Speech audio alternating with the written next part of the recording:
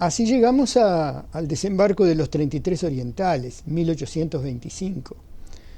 A veces aparece como una gesta sorprendente por la pasión de los orientales por la libertad. Desde el punto de vista más estrictamente del derecho internacional, los 33 orientales son la declaración formal de guerra de las Provincias Unidas al Imperio de Brasil. Un puñado de orientales, una especie de Estado Mayor de la Revolución, donde la mayoría eran orientales, pero también había gente de otras provincias, armado, equipado en territorio de las Provincias Unidas, cruza la frontera internacional del río e invade territorio brasilero, porque esta era la provincia cisplatina del Brasil, era la continuidad sur del gran imperio de Brasil, cárcel de pueblos.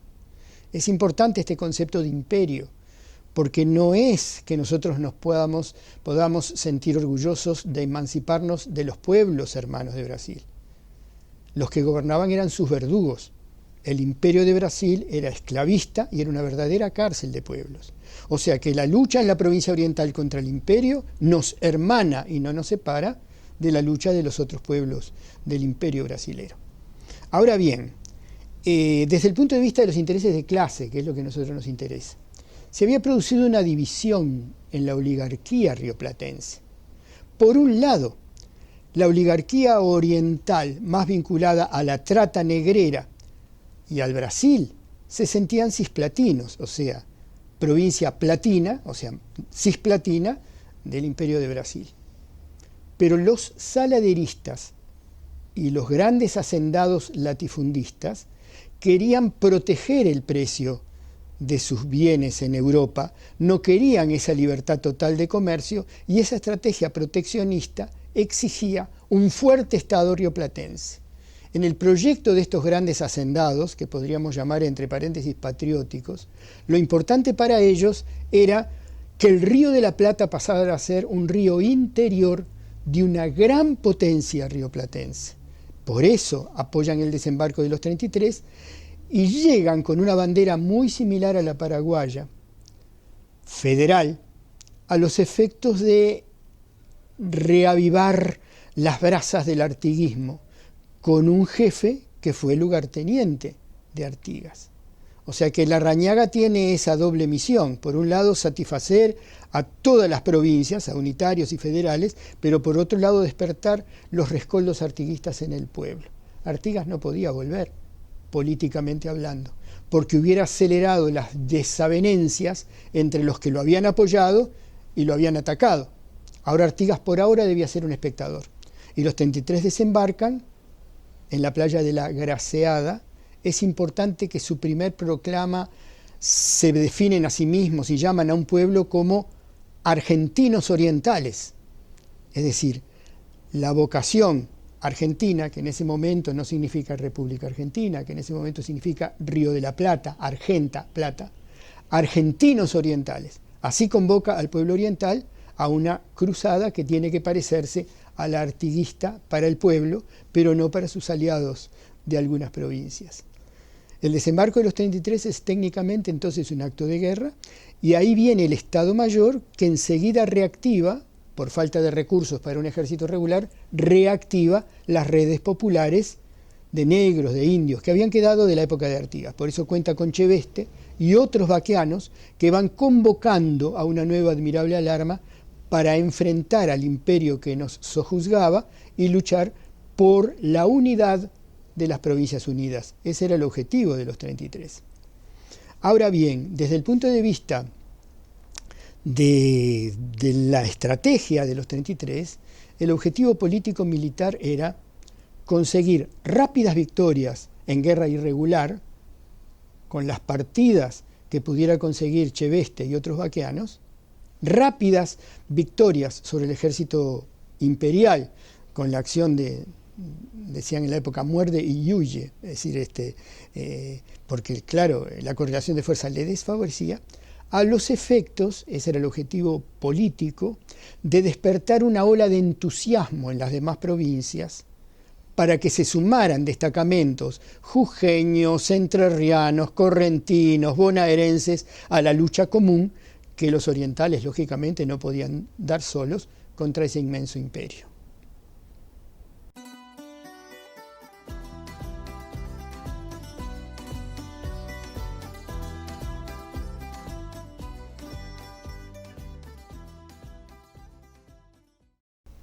El plan de la Cruzada Libertadora se va cumpliendo con una precisión de reloj. Comienzan las pronunciaciones, o los pronunciamientos, como decían en la época. El imperio manda en su persecución a Fructuoso Rivera con un destacamento fuerte.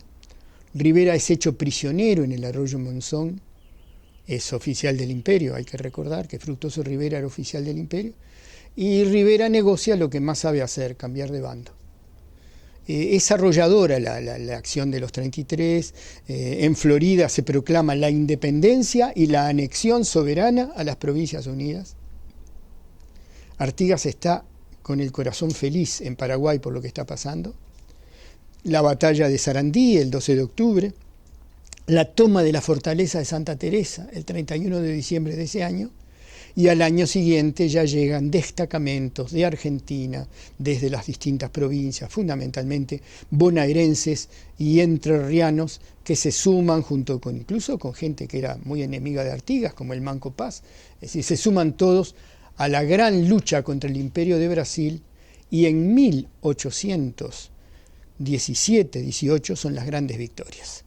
Entre ellas la victoria de Ituzaingó, donde el ejército imperial, al frente del cual estaba Ventos González, que huye cobardemente y deja a sus tropas libres a su suerte, es decir, permiten un control prácticamente de todo Río Grande do Sul. Cunde la alarma, en Buenos Aires ya se festeja, por parte incluso del pueblo humilde, se festeja la unificación, y ahí se meten los ingleses. Los ingleses nunca habían estado felices con que Brasil llegara hasta el Río de la Plata, pero mucho menos querían que el Río de la Plata se transformara en un río interior de unas poderosas provincias unidas. Si la provincia oriental se unía a las otras, el estado era impresionante, el estado de las provincias unidas. Por lo tanto, convencen a ambos bandos, a argentinos y a brasileros, de que creen acá un estado tapón. Los orientales, que están peleando por el sueño federal artiguista, se enteran de que han quedado solos, y se les da una libertad totalmente controlada, totalmente vigilada, pero que tienen que formar un nuevo Estado. Es bastante complejo imaginar hoy el estado de ánimo de aquellos orientales que estaban apoyando a los 33 con una bandera federal y que soñaban con la reunificación de las provincias, que había sido el sueño artigueño, como se decía en la época. Pero en síntesis, también para los montevideanos era todo muy complicado. En 1800, apenas menos de 30 años atrás, tenía la bandera española en el fuerte, después tuvieron la bandera de los ingleses cuando las invasiones, después tuvieron la bandera española otra vez, después tuvieron ondeando la bandera de las Provincias Unidas, después la de Otorgués, después la imperial portuguesa, ahora ondeaba la bandera brasilera y ahora arriaban la bandera brasilera, pero no volvía la de las Provincias Unidas, ni la de Artigas.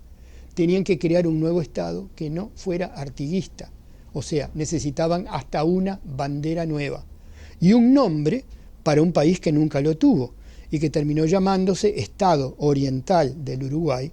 Ese fue su bautismo, Estado Oriental del Uruguay. Ni siquiera estaba claro si iba a ser una república, porque solo podían definirse por su posición geográfica. Antes era fácil decirse orientales porque había un occidente en su patria, pero ahora, despojados del occidente, eran orientales, pero aclarar, del Uruguay, del río Uruguay.